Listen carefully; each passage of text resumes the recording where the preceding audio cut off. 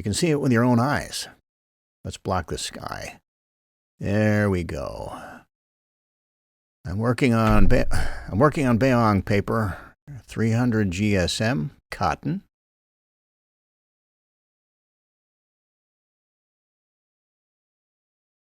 This part will be rich in color, and as we move further back, it'll get much lighter.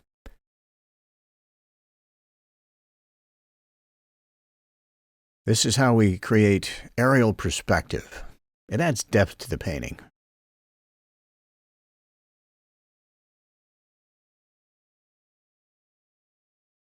While the paper is still damp, you can move the paint around however you like.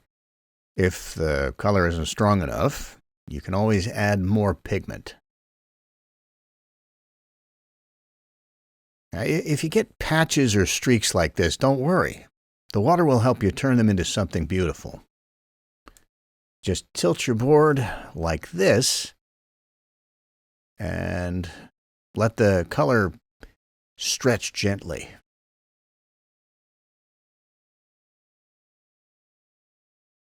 Wipe it lightly.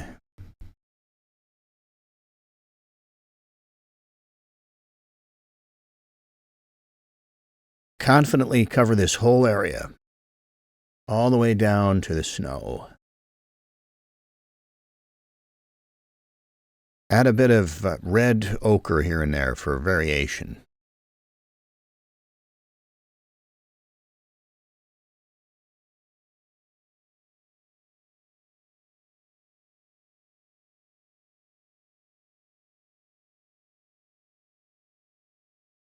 Make this section more intense right from the start.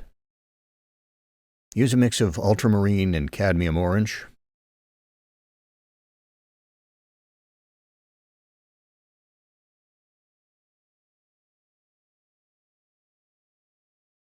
Add some stronger accents, but remember to leave some white spots.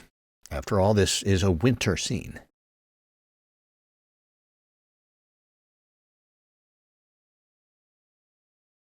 See how the image is slowly but surely taking shape? Let's extend the background a bit so the horizon line sits a little higher. Apply a few brush strokes and then step back to see how it looks. If something feels too strong, soften it.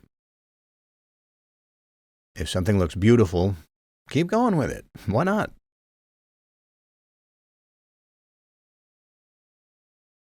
One area flows into the next, and gradually the background transitions into the foreground, giving us a beautiful base for the trees we'll add later.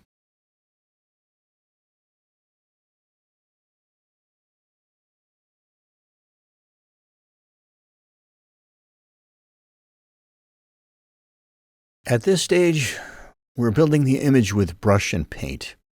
We're no longer relying on pencil drawing.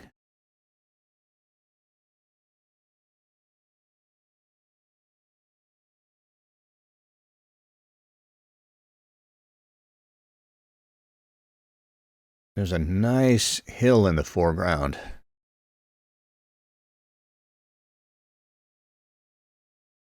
Let's paint that in.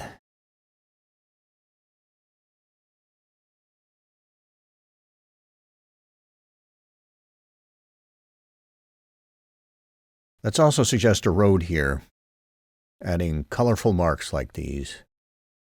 Be bold and expressive as you move your brush across the paper. At this point, you should be painting on your own without relying too much on the reference photo.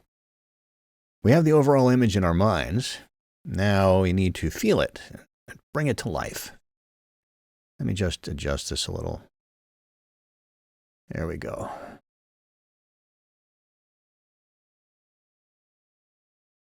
We've already laid down the big color shapes. Now we can start adding to them.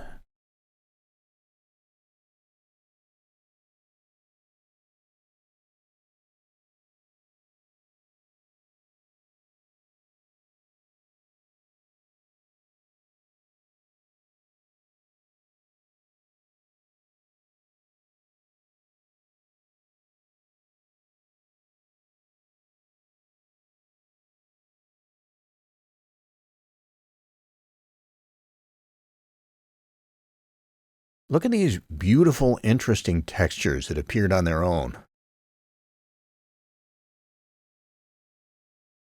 I think this area needs a bit more light. Let me lift some of the pigment with a sponge.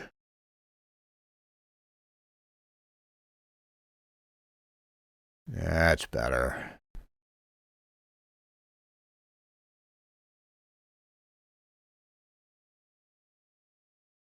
These lovely little variations make the snow look real and natural. This is exactly how snow on the ground appears in real life.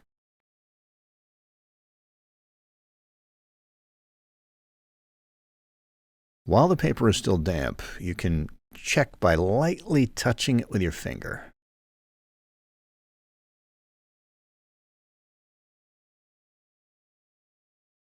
You can softly suggest a bush, adding a nice highlight or a touch of color here.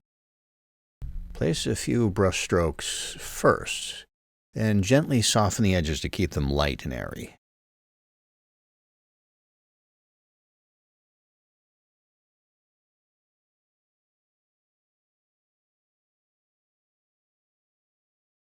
Now we're working on the foreground, connecting it to the background and creating a sense of unity, while at the same time making sure the foreground has energy too.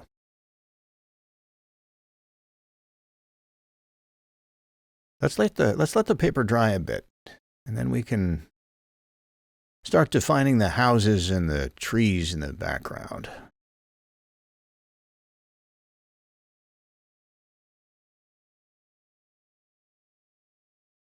Take some sepia and mix in a little red ochre.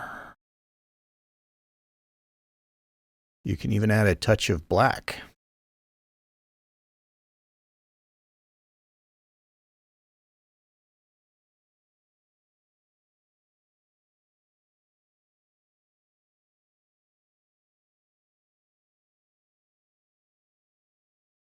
Let's start painting the front wall of the house.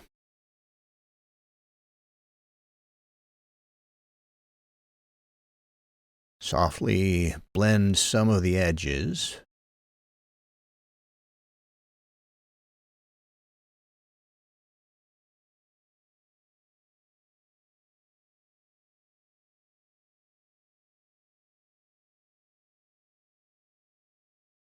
Apply the paint confidently. Paint the wall in one go so it reads as a single shape. Then switch to a smaller brush and start adding the finer details of the other buildings.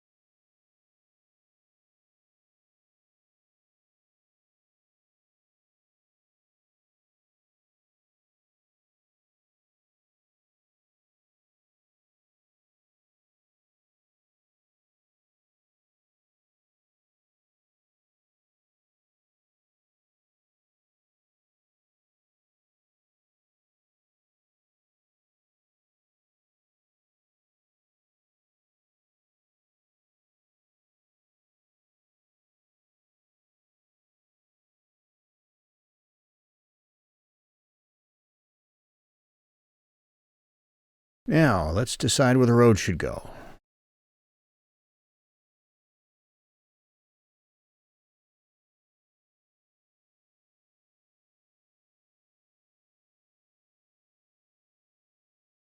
A bit of orange and some sepia.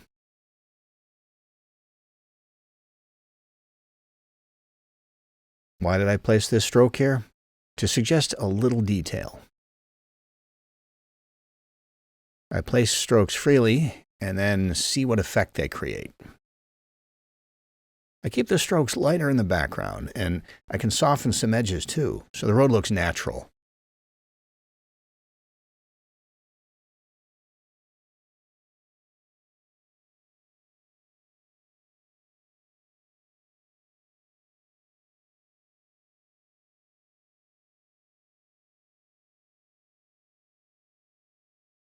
You can blend these areas with a clean brush or a tissue.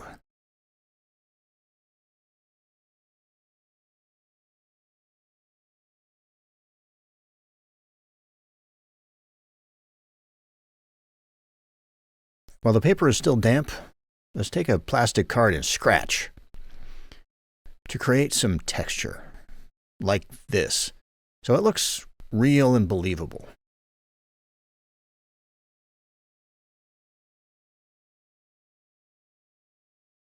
See, now it looks much better.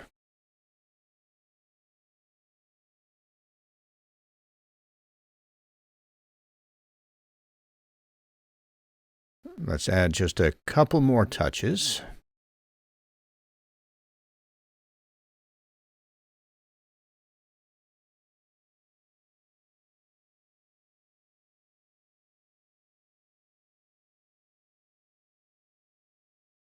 Add a shadow to the snow.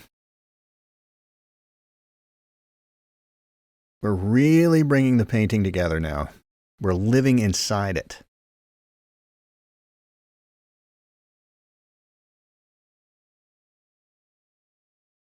There's some ultramarine on the palette. I want to intensify this area just a bit more.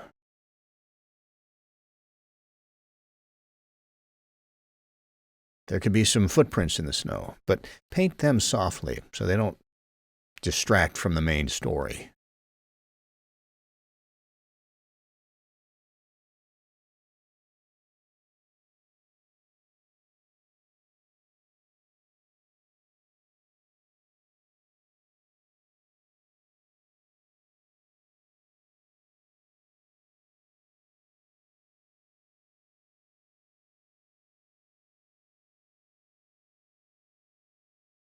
Let's move on to these beautiful trees. Use the colors already on your palette. There's some cadmium orange, cadmium yellow medium.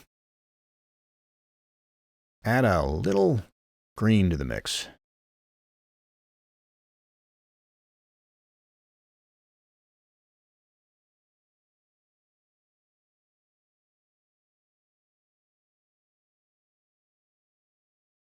Now start forming this compositional line, thinking about where and how to place the trees.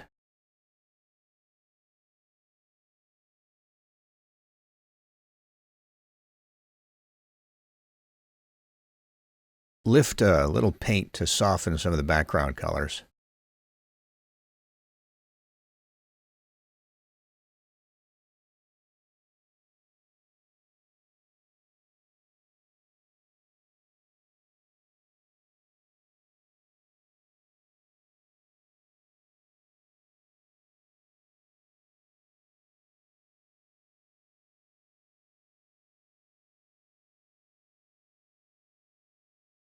Soften the top part just a little. Paint the trunks with bright, vivid color. Add more cadmium yellow medium and some ochre too.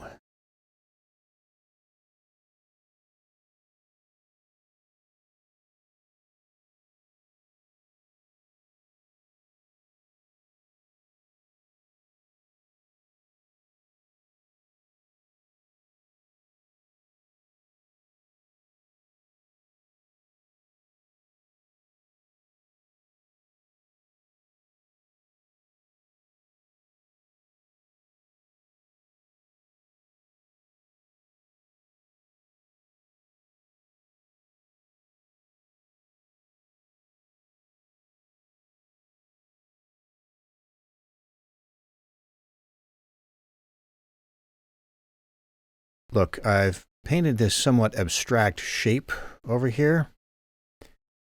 Let me add a bright spot next to it.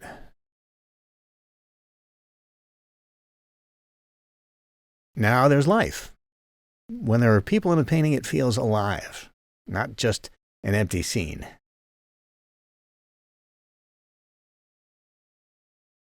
This scene feels very peaceful. It gives off a strong sense of solitude.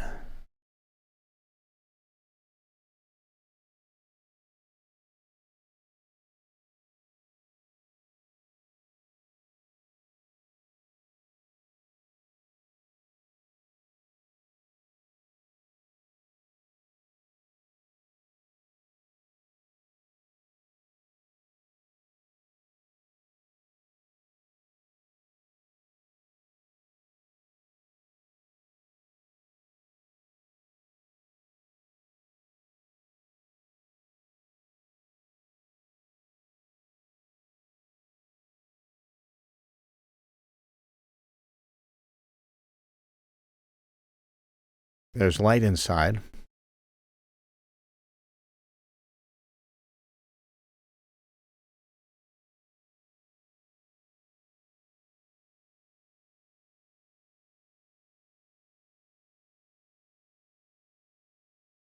You can still see traces of autumn along the road here.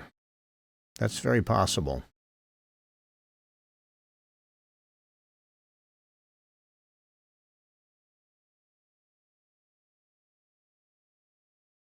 I'm not painting all the bushes from the reference. That would be too much for this area. Right now, it feels just right. It brings the painting to life and draws us into the scene.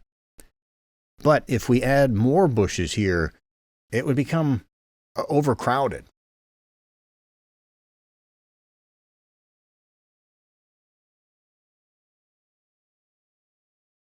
Let's add some shadows in this area.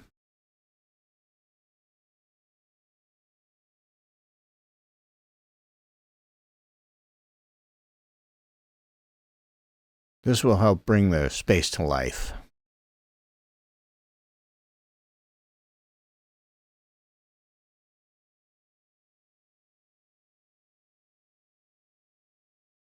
Just be careful not to overwork the painting. That initial emotional feeling you had should still come through.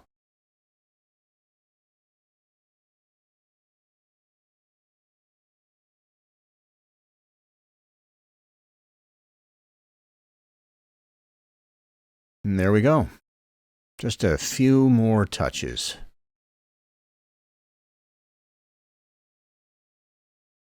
Simply make sure not to add too many. 43.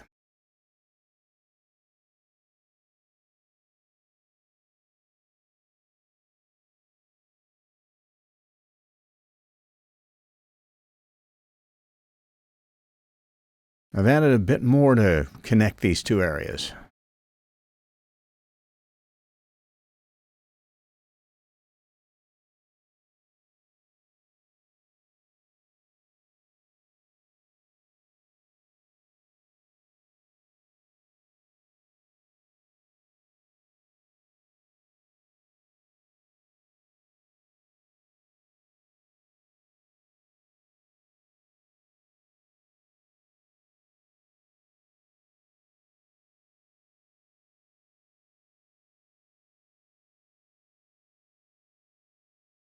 Well, overall, we've achieved what we set out to do.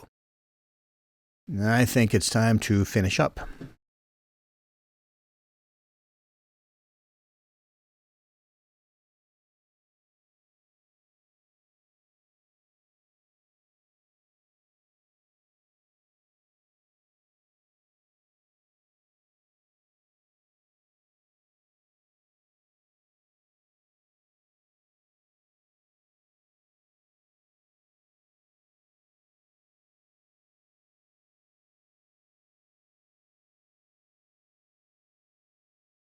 Let me dry it completely, and then I'll remove the tape, and we can look at the final result. Just one moment.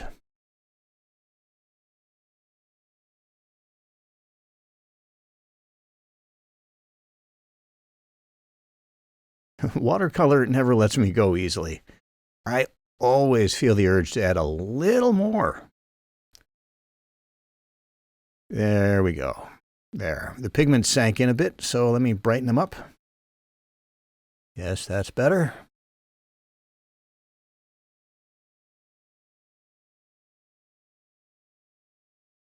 A couple more strokes. Right here. Yes.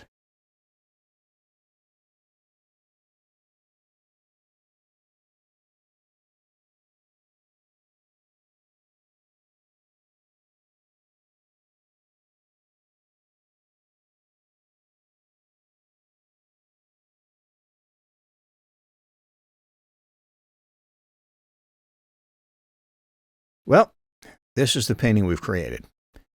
Let's talk about the feeling it conveys. It's a sunny day. The light is bright, so the shadows are deep. I tried not to overwork the left side so the contrast wouldn't feel too strong. But I might just adjust that now. That's the nature of the creative process. You can't always resist it.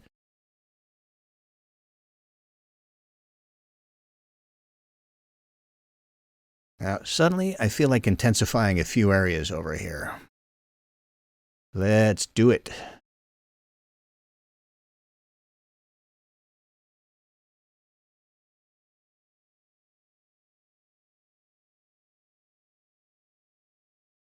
We've achieved what we set out to do.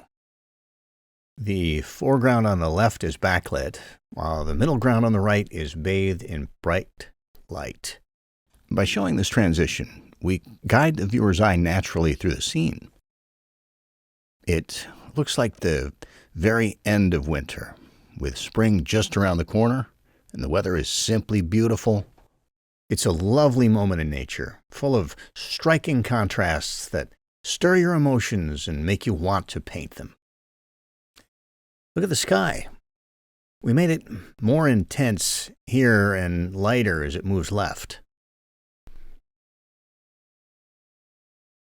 This creates a sense of depth and space, using aerial perspective to great effect.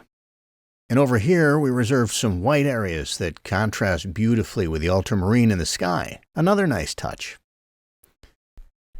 That's how we painted. Sometimes spontaneously, sometimes more like a sketch. You need to develop a sense of what you want to express, and then bring it all together as you build your painting. 5339.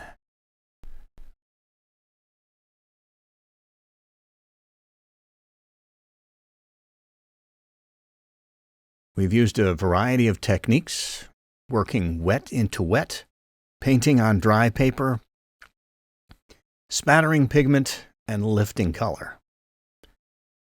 All of these methods are valuable because they create rich, interesting textures. Feel free to use them all. Just be mindful of where, how much, and when each technique fits best. I hope you'll continue painting along with me, and I wish you wonderful results. Good luck with this lesson.